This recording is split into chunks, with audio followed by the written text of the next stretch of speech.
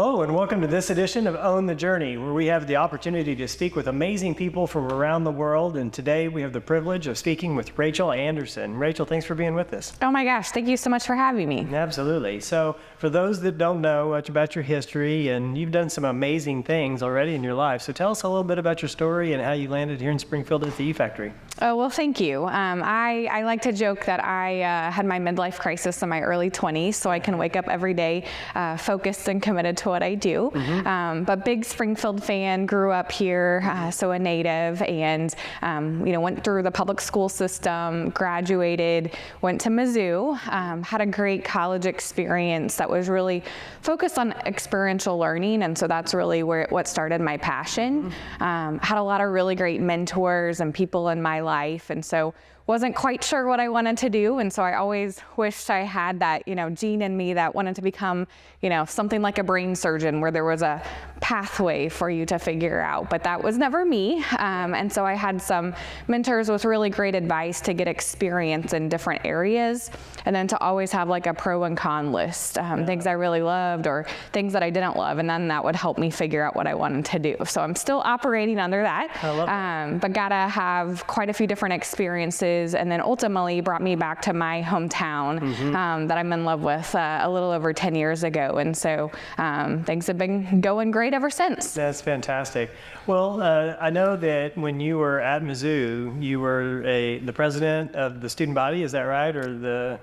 Yes, you are correct, yeah. Yeah. So talk to us a little bit about that. I mean, that is a big thing to undertake when you're in college and there's distractions and parties and all the things. Yeah. You decided to double down and focus in that area. Yeah, so I still got some parties in me, luckily. Yeah. So I think, and you may relate to this as an entrepreneur, I didn't really know it was a big deal, right? I just felt like a duty or a problem to solve, and so that's what I went after. And so I had been involved as a student senator, which they call MSA, Missouri Students Association, my freshman year, but then kind of got unengaged because I was involved with different things around college, around campus, which was great to have different experiences.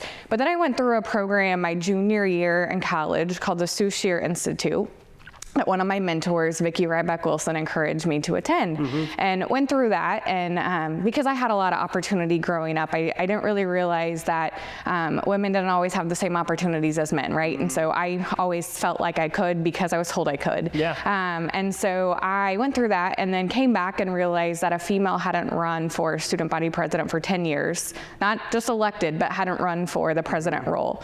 And so I decided I would at least run, even if I lost, I would show that a woman could run for president. Right. And so my first action was to go back and see who the leading candidate was going to be, and convince them to become vice president and run with me, right?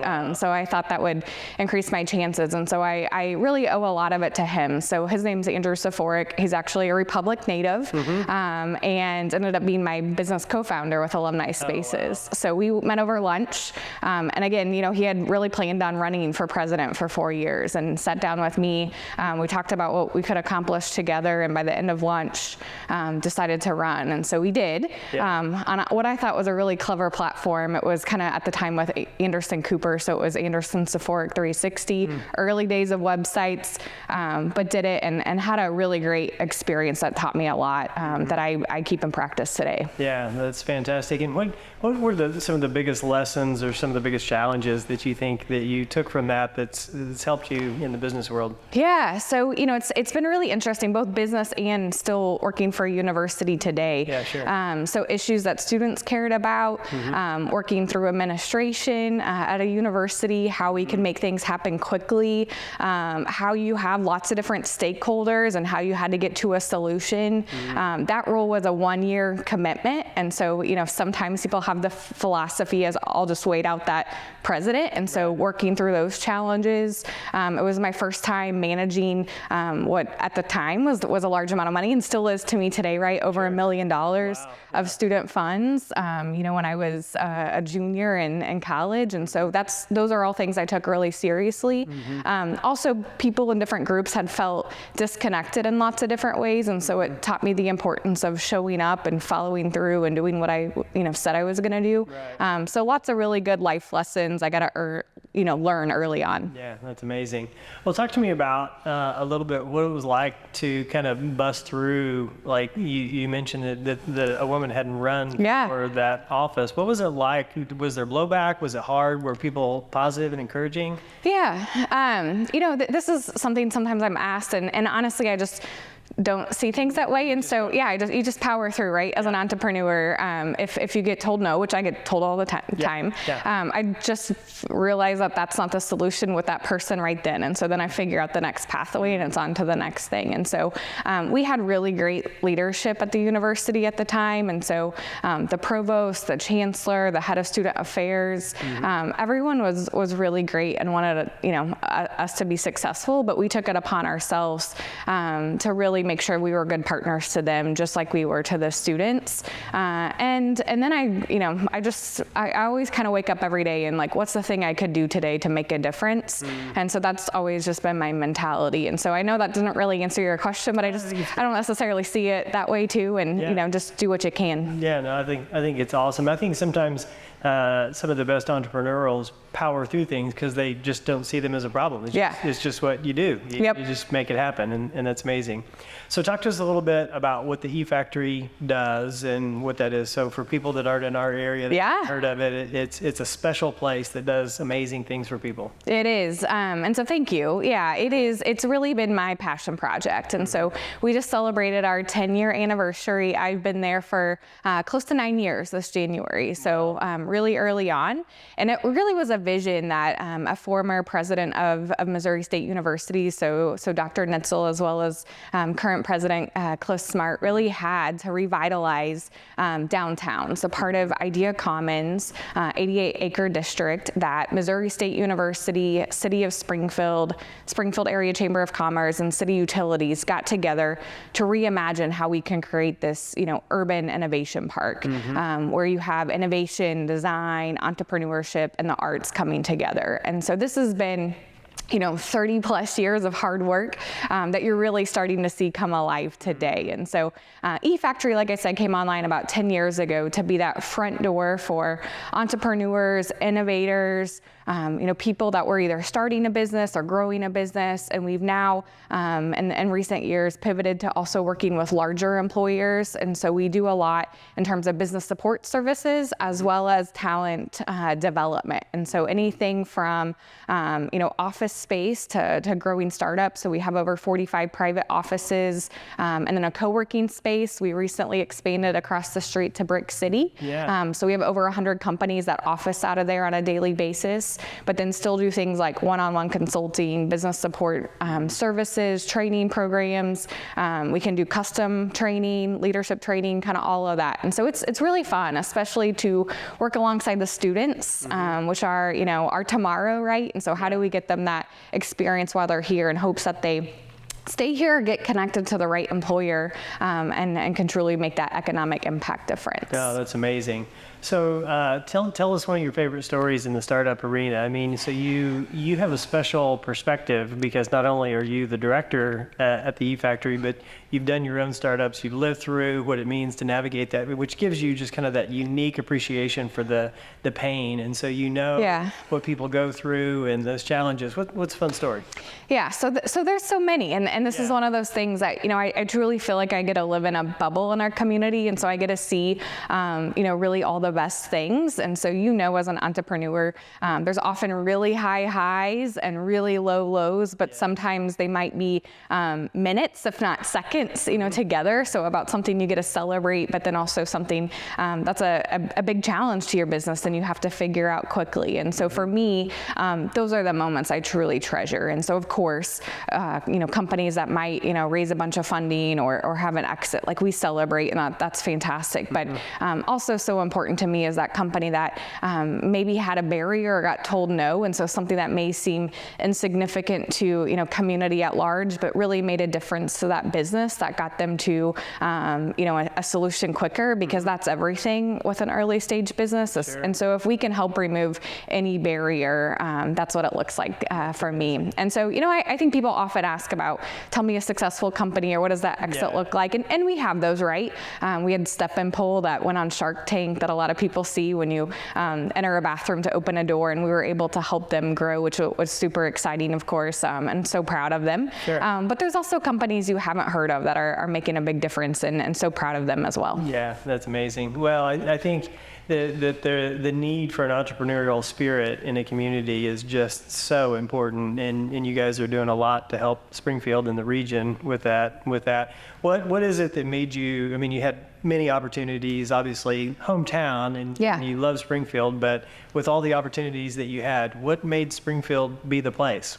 Why come back here? Why to celebrate that and then focus in this area? Yeah, it's a great question, and one that took me a while to figure out, right? And so everyone could have told me when I was in high school and even in college, Springfield's the place to be, and here's why. But I'm one of those hard-headed entrepreneurs that I have to learn by doing myself. And so I moved to Los Angeles, so I felt like I had to live in a large city and work with the big names who are doing cool things. And so glad I had that experience, because I got to have my midlife crisis in my 20s and figure it out. But went to Los Angeles and started working in the business community, and then really we worked with a lot of private equity-backed companies, and so we saw what it was like when they acquired companies and assessing their talent, and then they were really focused on the coast. And so I saw it was a matter of time until they were coming to the Midwest.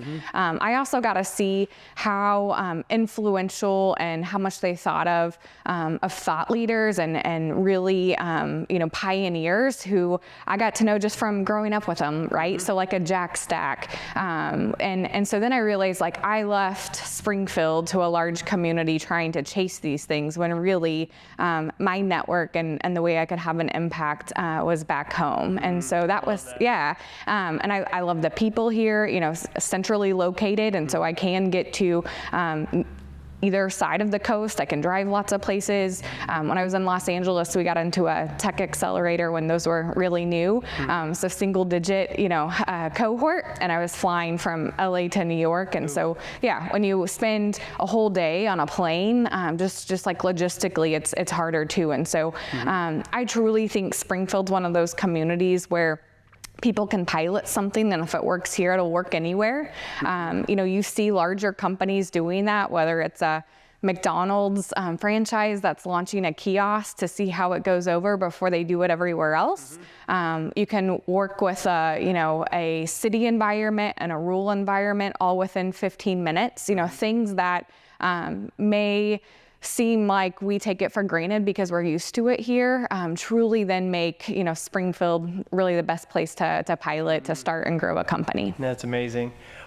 So private equity is something that a lot of people don't really understand. Would you mind telling us just a little bit about what you learned in that arena? The good, the bad, and the ugly, because they all exist. So first is, I always joke, like, I had an opportunity to work for a private equity company, but I chose not to, right? So education has my heart in helping those business owners. And it's an interesting world, right? And so there's private equity, venture capital, where you have large amounts of money that are looking for a return off of different companies. This is something I think our community in the Midwest overall is going to continue to go through, both as those companies have, kind of conquered or looked at the coast, but are starting to look at the Midwest. As you have companies, where the owners have maybe been family owned that are looking to sell, and so maybe it isn't, the third generation that wants to stay in the business, and so they're looking at what's next. Or you see all the different car washes springing up here in Springfield, and so there's lots of elements of it. And I think private equity and venture capital is important, don't get me wrong.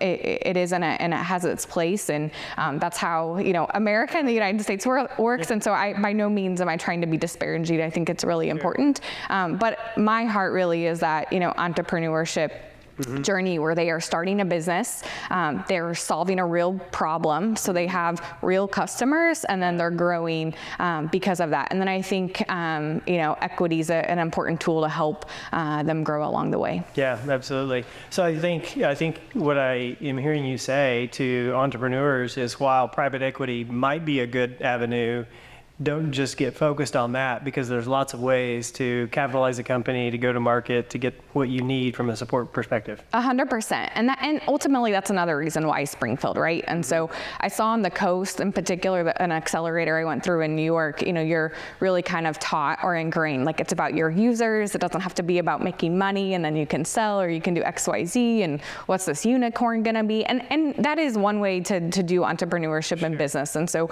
by, again, no means am I against that. It has a really nice exit. But the part that I really love and that I think Springfield really does well is what does your customer validation look like? How do you grow a real business because you're solving a real problem? And then how do you grow from there, whether it's different areas that you're going into, different product lines, different service lines, and how do you truly grow a company? That might be a 100 million to 500 million company, maybe not your big unicorn, right? Yeah. But I think that's a really good company and one that like truly transforms a region. And so it's not just Springfield, right? It's our entire region. And so rural communities, like that's a great size company that we want to start and stay here. Yes.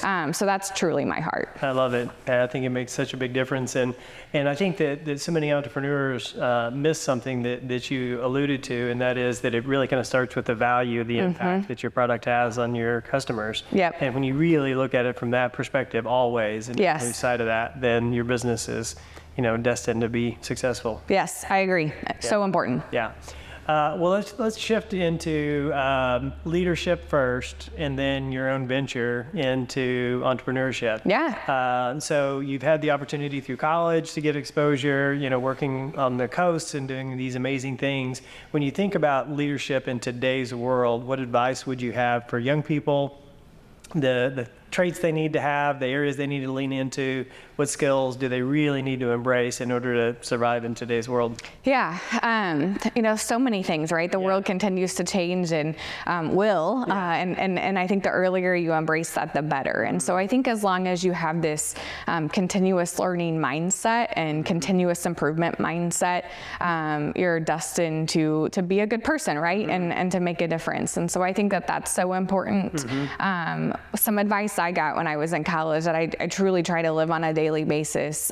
So again, my mentor, or one of my many mentors, Vicki Rybeck-Wilson, who had their own family business, was a state representative, and then ran the fellowship programs at Mizzou. And so again, really kind of steered me in a lot of the right directions of things that I may not have been exposed to, but she encouraged me to do something every day that got me out of my comfort zone, because I could relate to people differently. And so between that, I always try to think about, what's made a big impact on me. I think, of course, my parents, my family, I think that advice and truly trying to practice it. And so it could be little things, right? Like it could be trying a different spot for lunch and going in on your own instead of having to meet somebody, or it could, it's just ways to develop your skill set and to relate to different types of people, so you don't sort of end up on one view type mentality.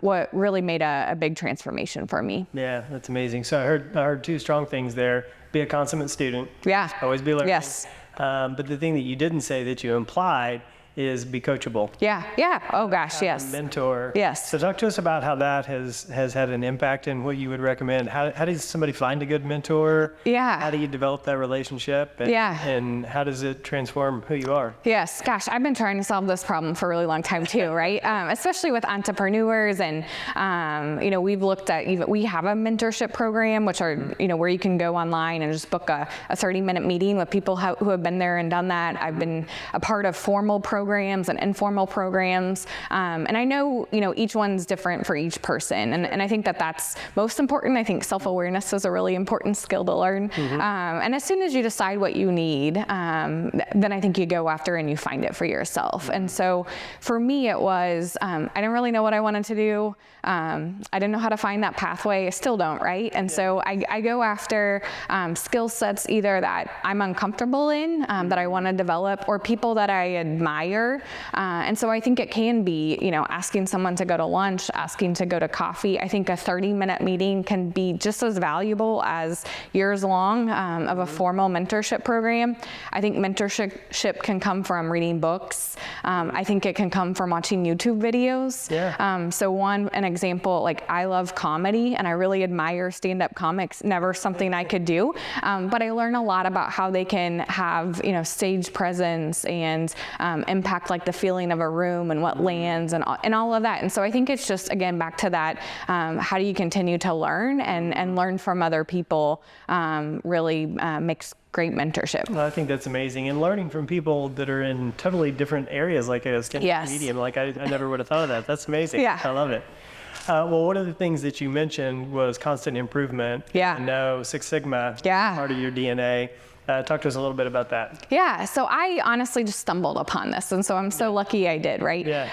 So whenever I moved out to Los Angeles, I, again, didn't really know what I wanted to do, and from a college connection who worked in Washington, D.C., worked for an executive search firm, knew, back to, power of networks, knew somebody that was in the same sorority I was in from a different school, so shout out to Kappa Alpha Theta, so important to do, but she worked for a company called Morgan Samuels, which is an executive search firm. I had no idea about executive search, but got a job there and got to work alongside some really smart people. If you think about search, you're often looking for talent before you do something big. And so it was a really great way that I got to learn about innovation, a really great way I got to learn about different industries and different functions that I never would have been exposed to before. And then there, the owner of the company, his name's Bert Hensley. He was really one of the youngest partners at Korn Ferry, which is, one of the top search firms. He started his own practice and took Lean Six Sigma methodologies and put it into business practices, and has been probably one of the earliest, businesses that took those methodologies that are primarily, known in the manufacturing world. So how do you, reduce waste and increase efficiency and have a process that's repeatable. And so they brought that to search with how do you start and close a search within a certain amount of days and do so quickly and maintain, quality for the employer and transparency. And so I walked in for my interview, and all over the walls were all these process maps. And I was like, what is this world? And so I got to really learn from people. He's West Point grad, has his law degree, engineering background, business background, and then got to work with some of the top companies, including private equity. And so people that really want to see those returns and want to see what a good business looks like. And so to have that sort of discipline and that practice really made a big impact on me. And so that's something that we've really tried to implement, at the eFactory. How do you have documented processes? How do you know when to pivot from a process? How do you know when to improve the process? How you can have Kaizen style events where you can, if something's breaking down or you can improve that process, how do you do that? And so really that sort of mindset. I also think as a community, it's been something that's been ingrained into Springfield, and we don't always know it. Having, SRC and Jack Stack and Great Game of Business and Open Book Management and so many phenomenal manufacturing companies. I think that's also one of Springfield's value propositions and skill sets, is that we just have that mentality here. We may not talk about it like that, right? We may not use those words, but something that really brought me back home. Well, I know that it's had a big impact as you're coaching and mentoring people through the eFactory, because that constant improvement is just necessary to move businesses forward. So it had to have a huge impact not only on yourself, but dozens, if not hundreds, of other organizations. So, and sometimes I think it's easier for people to think about it that way instead of I have to get everything perfect, launch it, and then what if it's not perfect? And so if you kind of get to like what can you do today to then make tomorrow better? And then if it works, like repeat it and then continue on that way. Sometimes that's easier for people to understand. Yeah, I think so. I mean, you never get anything perfect out of the gate. And so it's that whole idea of constant improvement, evaluate, give feedback, and make it a little bit better the next day. Yep. And creating a safe space to fail. I love that. Yeah. The psychological safety in the environment, like raise your hands. Yeah. That's okay. Yeah. You only get better that way. That's right. Well, what made you decide, after all the crazy things that you are doing, to jump into your own venture and get into ed tech and some of the stuff you're doing there? Yeah, so I got into that before I even got into the eFactory, and sort of by accident. So again, not knowing what I wanted to do, and I finally figured it out. I'm just a problem solver at heart, and that's what motivates me is how to solve problems. And so it was actually through my experience, in my undergrad at Mizzou, working with the Alumni Association and student body president. This again was still kind of when websites were new, so back to GeoCities and Yahoo groups. So before Squarespace, that world. But I kind of got a lens where they had a custom developed platform for their alumni chapter websites, and came to us and were like, hey, I know you guys kind of do this. Andrew was a self-taught developer and came to us to figure it out. And so at the time I was living in Los Angeles and got to be the alumni person that just got to show up to the watch parties and stuff. So I got to see both sides, and we ended up developing a platform on WordPress where they could have chapter websites that all looked and felt the same. And so you had the branding mechanism, you had the ability for the association to push out content, but those local chapter volunteers could also make updates and own it themselves. And so at the same time, it brought data and analytics back to the Alumni Association, so they could see like number of events, funds raised, all of that before, they'd be a year behind when you collect all of the data. And so all of a sudden it could be in real time. We added in, donations. This was also when Venmo and PayPal and all that were still kind of new. And so how do you make, a $1 donation or a $5 donation instantaneously instead of waiting for that call or writing a check back to your alumni association? So we started all of that. Gosh, it's been 10 to 15 years ago, and stumbled into it, like I said. And so worked with a great partner at Mizzou Alumni Association. They then said like, hey, I think you guys could sell this. Other universities would want this. And so we applied for an accelerator because we knew a little bit, but like we're young and didn't know about starting a business. And so we went through Entrepreneur Roundtable Accelerator in New York, which is really one of the top accelerator programs. I learned a lot. So many people with Ivy League degrees and like whole other upbringings than I ever knew about. Same with investors and what that was like in the city. And so had a great experience, again, really early on to the accelerator model.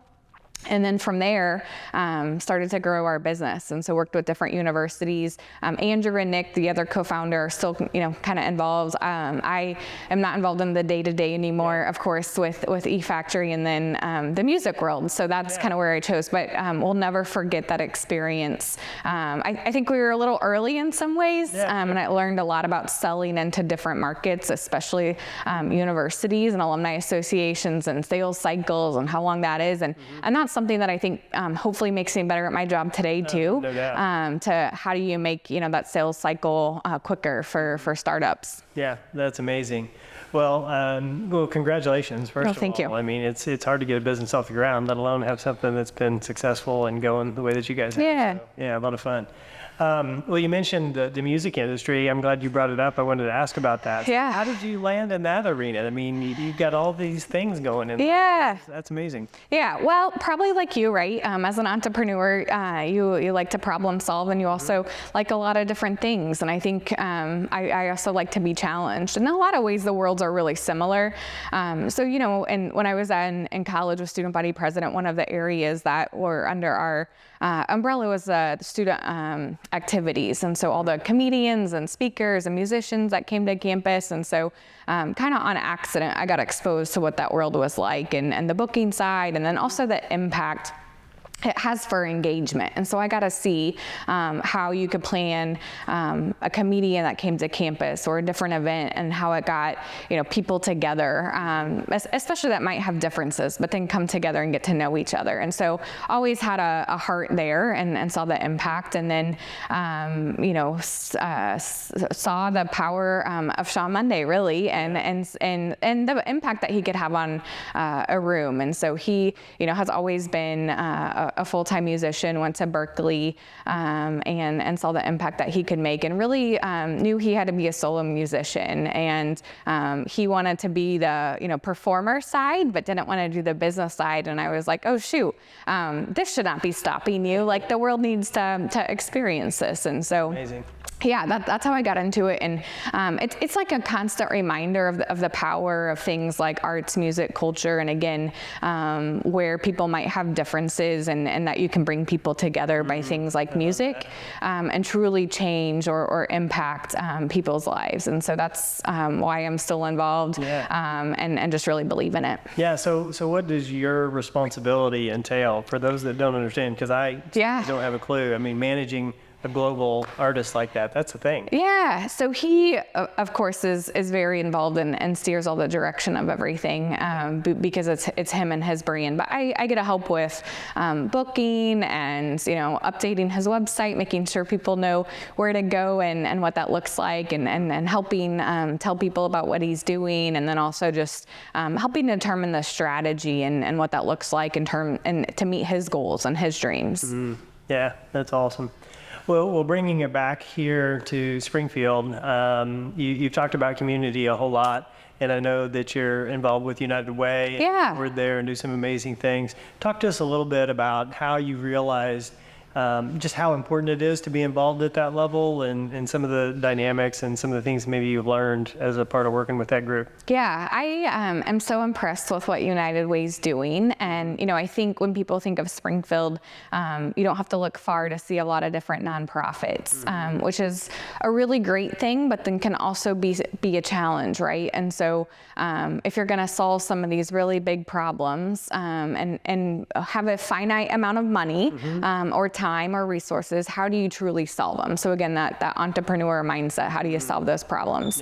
And I've been impressed with United Way, who have started to look at things differently, and to bring different elements. And so kind of their community field trips and everything under Greg Burris's leadership, I've just been impressed with. And so he's taken, I think, what he's learned from the business world and from the city, and seeing those challenges and how to bring those best practices to nonprofits that a lot already are doing it, right? And so really well-run, really phenomenal nonprofits, but making sure that nonprofits that may not have had those tools can be exposed to it. And so we can ask some of those hard questions. And then the United for Greatness program that they've been doing for a few years and are expanding every year, where they're taking the practices of great game of business from SRC and that world, but applying it to nonprofits. And so just because your structure is a nonprofit doesn't mean that you can't also look at these business practices. Absolutely. And then even how they're doing their funding. They're doing a portion of innovation funding, and then even looking at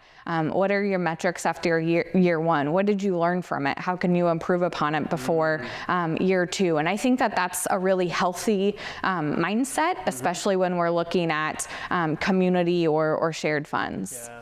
How's that impacted your ability just in the business world to make good decisions and have a better appreciation for what it's like to just operate in Springfield? Yeah, I think, in order to really do anything, you have to know your customer. And so in a lot of ways, the Springfield community, the Southern Missouri region is our customer with eFactory. So of course, the students that we're serving through Missouri State University, but also employers, but then also somebody that might not be engaged in any of those programs, and how can we help them? And so I truly think that, entrepreneurship is a pathway for a lot of people in a lot of different ways. You can start and grow a business really anywhere anymore, right? And so a lot of the barriers to things like technology, or even where 10 or 15 years ago, location dictated if you were going to be successful or not. That is just not true anymore. Right. And so I think that the impact that we can have, and having those access to resources and services is really important. And so I think it's just really important for me and our entire team to be engaged in the community and to truly understand strengths, weaknesses, areas of opportunities, all of that. Yeah, I think I love that, because I think that there are so many people who don't understand. I know when I started in business, I simply didn't have an appreciation for the gap of things that needed to be done in a community that the nonprofit world solves. Yes. Like private business can't solve those problems. Right. It's just not reasonable for whatever reason, but the nonprofits step in and they fill that gap. And until you get the chance to work with some of those folks and those organizations, like you're kind of oblivious to it all. 100%. And then also how to connect the different services and then what that, what that looks like. And so if we're trying to solve an employer's workforce issue, how can we, look at things a little bit differently, but how do we make sure people have access to the resources they need when they need it and not have to jump through a bunch of hoops? Yeah, I love it. That's so good. Well, you're always so humble in everything that you've achieved, but I want to ask you a straight up question about, so you've gotten some amazing awards from the Business Journal, from 417, who have recognized some of your outstanding achievements. For somebody who is trying to, establish themselves in a community and get their name out there, what recommendations, what advice would you give somebody? Yeah. I think it's really about your why. And if you identify what your why is and who you are and what you're doing and you stay focused on that, don't get me wrong, I think it's really important to recognize people. But I also think those things happen when you really know who you are and what you're doing and what you go after, because you're not doing it necessarily for the award or the recognition. And so I think that's just a really important exercise for everybody to have that lens. Yeah, well, thanks for saying that. I think that's absolutely important. When your mission is greater than the individual, then everybody wins. Yeah, that's a great way to say it. Yeah, that's so good. Awesome. Well, one of the things that we love to ask people as we're winding up is what's some of the best advice that you've ever received that you'd like to pay forward? Yeah, I go back to Vicki Ryback-Wilson and doing something every day that gets you out of your comfort zone, especially right now where things sometimes can become so polarized or information shared, so quickly and everybody's asked for an opinion. I think the importance of discussion and discourse and realizing that I believe people truly are good at heart, right? And it's about the neighborhood and it's about the community. And so if everyone can just do something every day to get them out of their comfort zone, I think it relates to people better. It sees people as individuals and truly your neighbor. And together, I think that makes all the impact. Oh, that's amazing. I love that. And as a part of that, you become a better leader because you understand others more effectively. 100%. Yeah, I love that. Well, thank you so much. I want to raise a glass to you and say congratulations for owning your journey. Thank you. Thank you.